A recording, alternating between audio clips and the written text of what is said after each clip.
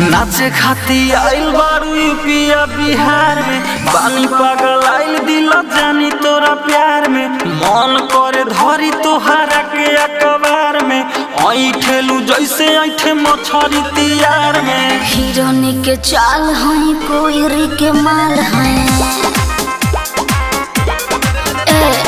सटा जन भीरी हम तोहरा लकाल है।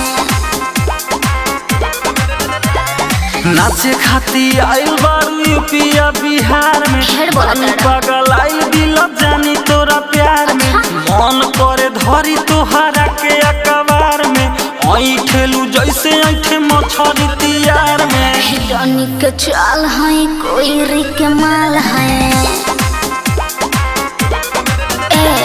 सटा जन भीरी हम तोहरा लकाल है।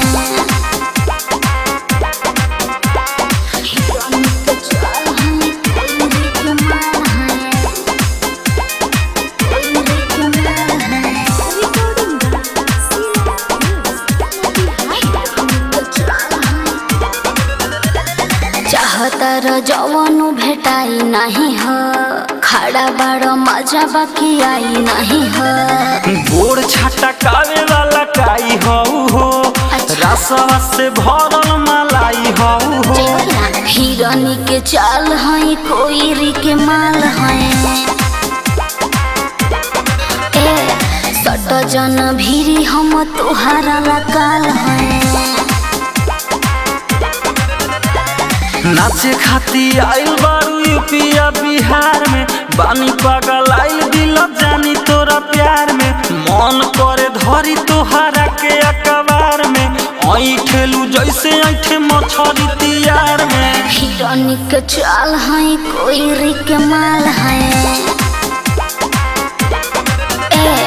सट जन भीरी हम तोहरा लकाल है।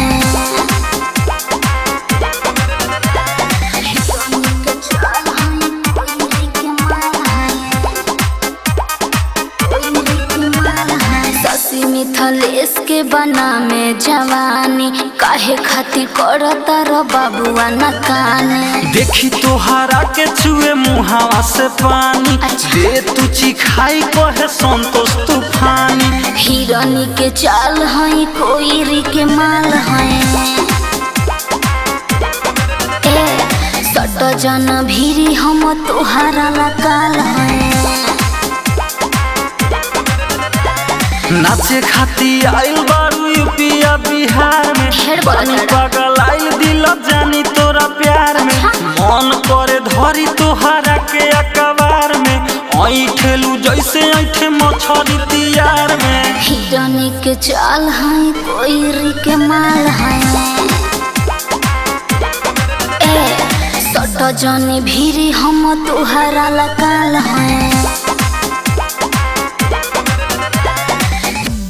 जिला recording studio Motihari. Contact number 91 23 12 12 58।